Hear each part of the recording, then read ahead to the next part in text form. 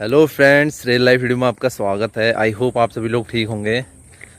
तो यार एग्ज़ाम के आप लोग के रिव्यू आ रहे हैं और सबका लगभग एक ही रिव्यू बता रहे हैं आप लोग एग्ज़ाम देके कि साइंस थोड़ा सा डीप पूछी जा रही है। जैसी साइंस आप लोग पढ़ के गए थे, रेलवे जैसे साइंस, जैसे स्पीडी वगैरह या अदर बुक्स में जैसे साइंस देखने को मिलती है, तो थोड़ा डिफ़िकल्ट का कहने का मतलब है कि बेसिक जो साइंस है, जैसे हम लोग एनसीईआरटी वगैरह में पढ़ते हैं, न्यूमेरिकल के साथ में पढ़ते हैं, विद डायग्राम पढ़ते हैं, तो ऐसे ही साइंस आप लोग के लिए पूछी जा रही है।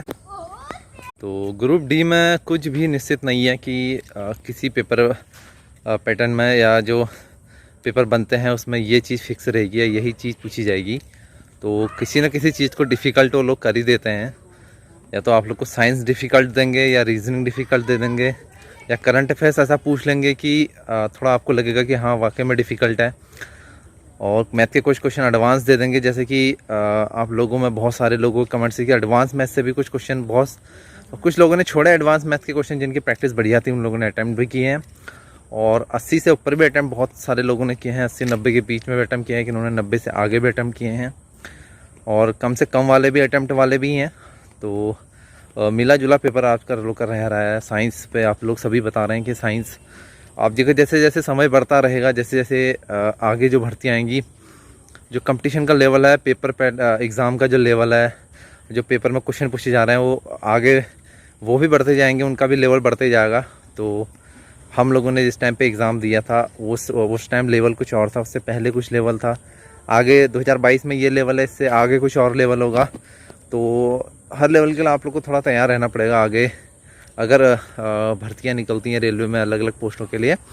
अगर हम अगले जोन की बात करें जिनका एग्ज़ाम होना है, उन लोगों के लिए सबक इस तरीके का हो सकता है कि थोड़ा आप लोग चैप्टर वाइज प्रैक्टिस करें। मैग्नेटिक फील्ड से भी पूछे जा रहे हैं क्वेश्चंस बहुत सारे, और जैसे कि लाइट से भी पूछे जा रहे हैं। तो कुछ क्वेश्चन जैसे एनसीईआरटी बेस, मैंने पहले से आप लोगों से भी कहा था कि एनसीईआरटी आप लोग पढ़ें, एनसीईआरटी से ही आप लोग शुरुआत करें। एनसीईआरटी में जिसने अच्छी पकड़ बनाई हुई है क्वेश्चंस में, प्रैक्टिस में, डायग्राम में, तो बेसिक कंसेप्ट से क्वेश्चन उठाए जा रहे हैं, बेसिक से ही क्वेश्चन उठाए जा रहे हैं, फॉर्मूले से क्वेश्चन उठाए जा रहे हैं, न्यूमेरिकल।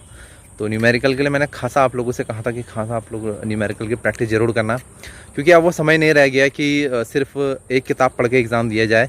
कोई भी एग्ज़ाम हो XYZ, एक किताब, सिंगल किताब पढ़ के कोई एग्ज़ाम आजकल क्लियर होते नहीं है कि इसी एग्ज़ाम से क्लियर हो। और तो मल्टीपल जो बुक्स होती हैं वो लगानी पड़ती हैं, अलग अलग बुक्स का सहारा लेना पड़ता है। थ्योरी के लिए अलग बुक्स का सहारा लेना पड़ता है, न्यूमेरिकल के लिए अलग लेना पड़ता है। वैसे मैथ्स में है, बेसिक मैथ्स सीखने के लिए अलग बुक्स लेनी पड़ती है, उसकी प्रैक्टिस के लिए अलग लेना पड़ता है, मॉक लगाने पड़ते हैं। और रीजनिंग वैसी है, ठीक है, रीजनिंग भी पूछा जा रहा है। कुछ बचा रहे थे कैंडिडेट की सिटिंग अरेंजमेंट से भी क्वेश्चन पूछा जा रहा है, जैसे कि पिछले बार में कम सिटिंग अरेंजमेंट तो इक्का क्वेश्चन देखने को मिलता था, इक्का दुक्का, लेकिन अभी थोड़ा सा पेपर को हार्ड करने के लिए, उसका लेवल थोड़ा सा टाइम वेस्ट आप लोग को करने के लिए सिटिंग अरेंजमेंट, जैसे सिटिंग अरेंजमेंट ने एनटीपीसी में रोल निभाया, वो मेरा भी उसी वजह से पेपर ज़्यादा ख़राब हुआ, सिटिंग अरेंजमेंट की वजह से ही।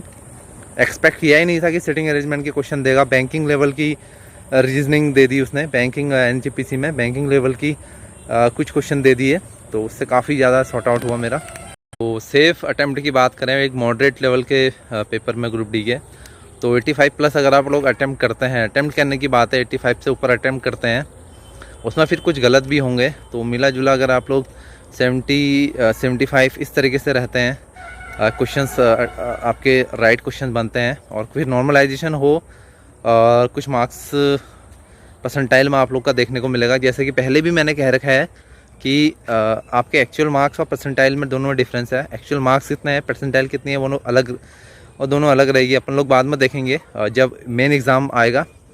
तो अभी जब लोग जो पीछे एग्ज़ाम है उन लोग सबक ले लें, और क्वेश्चंस डेली आप लोग क्वेश्चंस हैं, एग्ज़ाम रिव्यू है, उनको देखते रहें, उसी हिसाब से तैयारी करें। कुछ चैप्टर देख लें किस बेसिक तरीके से पूछे जा रहे हैं। बाकी करंट अफेयर्स तो 21-22 में ही कुछ चैप्टर कुछ सेलेक्टिव ज़्यादा पूछे जा रहे हैं। अब बड़ा सेक्शन है करंट अफेयर्स, तो आने वाले पेपर्स में अभी कहीं से भी पूछा जा सकता है, उसकी कोई फिक्स की है नहीं कि यहाँ से ही क्वेश्चन पूछा जाएगा। लेकिन फिर भी आप लोग जिन बुक्स से पढ़ते आ रहे हैं उन बुक्स को प्रैक्टिस करें। और आप सभी लोगों को कृष्ण जन्माष्टमी की ढेर सारी शुभकामनाएं। आज कृष्ण जन्माष्टमी है तो लेकिन हम लोगों की छुट्टी नहीं है। छुट्टी हम लोगों को ड्यूटी रहता है, जैसे कि मैंने पहले भी कहा था कि रेलवे में छुट्टी में ड्यूटी भी रहता है और कम ही छुट्टी मिलता है। अदर दिन मिल जाता है छुट्टी, लेकिन त्यौहार के दिन बहुत रेयर कि हम लोग को छुट्टी मिले। इक्का दुक्का त्योहारों पे मिल जाता है जब स्टाफ हो, नहीं तो ड्यूटी करनी पड़ती है और इसके बदले हम लोगों को नेशनल हॉलीडे अलाउंस मिलता है। हॉलीडे के दिन छुट्टी करते हैं तो, लेकिन वैसे रहना चाहिए था, लेकिन अभी मजबूरी है रेलवे की भी, क्योंकि सबको छुट्टी नहीं दे सकता है इसी वजह से। तो मौसम देख सकते हैं आप लोग। तो आज में बारिश होती है वैसे कृष्ण जन्माष्टमी के दिन।